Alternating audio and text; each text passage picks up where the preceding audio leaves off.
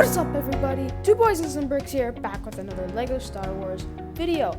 And in this video, I'm going to be reviewing the 2019 Anakin's Podracer. And this is a 20th anniversary edition, and for the figures, we get young Anakin Skywalker, Padme Amidala, and the 20th anniversary figure, Luke Skywalker, the original replica. But he is not an exact replica. He does not have the chrome lightsaber hilt, and he has a 20th anniversary printing on his back, which we will get to later. But they've tried to redo the original LEGO Star Wars box art, but with the 20th anniversary logo there. And you've just got the set shown off on the front, and on the back of the box, it'll show off the rest of the 20th anniversary figures. There is a sixth one to the set, the Obi-Wan Kenobi, but they just started selling him last month, so that's okay that they didn't put that on the box. But they're just showing off some of the basic features of the set, what the set looks like from the back, and the fact that there is a handle on the set, which doubles as a stand, which is very cool. And at the back here, you can see the original set, Anakin's Podracer, that this set is modeled after. So, on the sides, there really isn't much to see, nothing on the top or the bottom. Just on the top, you have the actual size of the 20th anniversary Luke Skywalker. But there's not much else for the box, so we might as well get on to the figures. So here we have young Anakin Skywalker, and he's got that Tatooine robe there, and it's tan, and you've got that carved wooden necklace around his neck, and you've got a torn or tattered old leather belt around him, and that continues on to the back where you see some pouches where he probably stores his tools and parts. And you can see the back of the necklace around his neck, and you just see some wrinkles here and some wrinkles on the front, and you can see where the robe overlaps, but there is no leg printing, sadly. He does come with a wrench, a black wrench, which looks very cool. And he does come with a helmet that has goggles that you can flip down and then flip back up. And he does have two faces. He has a happier face, and on the back he has a more stern, angry face. So we can put on his helmet once more. And I think that is all for young Anakin Skywalker, so let's move on to the next figure. And here we have young Padme Amidala, and she's wearing her Tatooine outfit with blue arms and a blue belt with a red buckle, and she's got a black medium-sized blaster, and she's got that insane hairdo there that goes all the way around her back and even covers up some unnecessary printing on the back, as well as her angry face. So she does have two faces, that angry face and a more calm, serene face. And she does not have gloves, she just has open hands, and she has teenager legs, I'll call them. They are not a normal child's legs, but they are not as tall as normal adult legs. So LEGO has not been doing these teenager legs for a while. They just started with the Harry Potter line of sets, doing these teenager legs for the Harry Potter characters. But these are smaller legs, and this is the only pair of short teenager legs that I have in my collection here.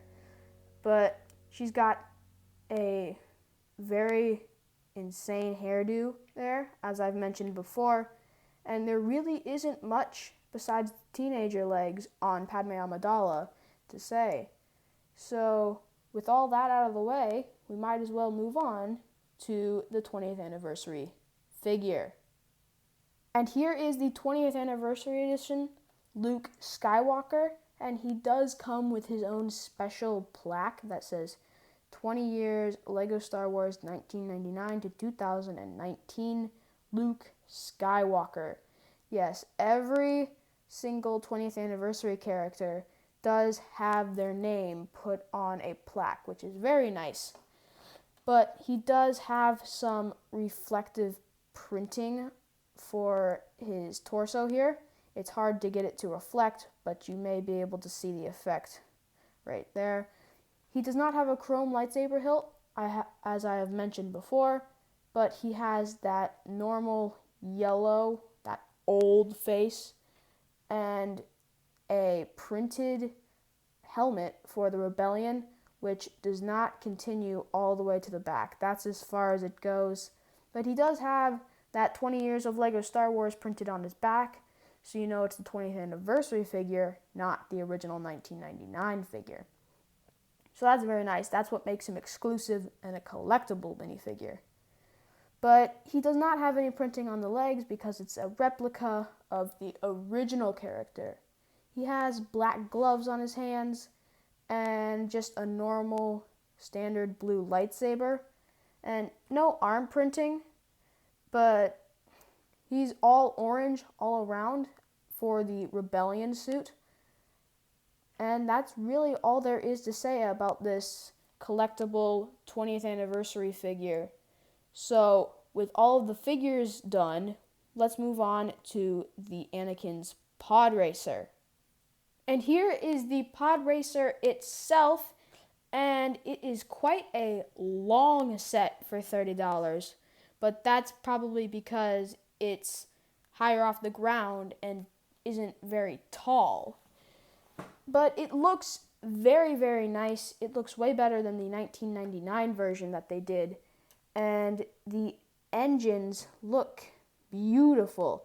They really mastered the look of rugged looking, powerful engines. But you do see the pink lightning beams represented by two pink hinging lightning bolts. They're not supposed to hinge, but you can, and they are connected by little clips that are placed right here.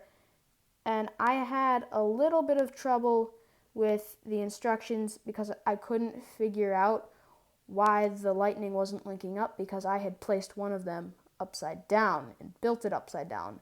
So I had to take apart the whole thing and retry it again. But it looks very cool. You even have the yellow flaps from the movie that you can open up and close. And then back on the engines here, you'll see the gears and the Technic and all the crazy axles and pieces that they used to create the effect of an engine. And out the back would be where the thrust comes out, but they did not add thrust. And on the bottom, they even decided to put detail onto the bottom with this sand red color here, and they used some interesting sword pieces for a panel, which is very interesting, and they're angled certain ways, so it looks like a panel. And they didn't build any of this upside down, actually. They just used hinges and things to give it the effect that it's upside down, which is very cool. And on the front of the engines here, you can open up the little flaps, all three of them, and they go all the way out to 90 degrees. You can make them go a little farther, but they will eventually break off. So I just like to keep them at 90 or all the way closed. So the engines look very nice. But if you notice, there are these little robot arms here that connect to a tube, and if you follow the tube all the way up, you will find the pod that Anakin is racing in. And this has many, many stickers on it. You've got one on the front, you've got two on either side here, and then you've got 3 on this one brick here, which is insane.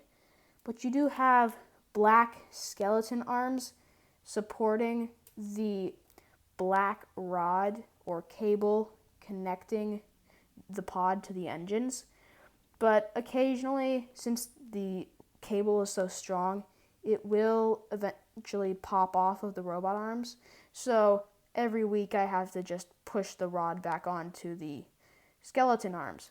But it looks very nice, and they use these clear Technic pieces to hold the pod to the engines because they couldn't use the cables, it would just fall.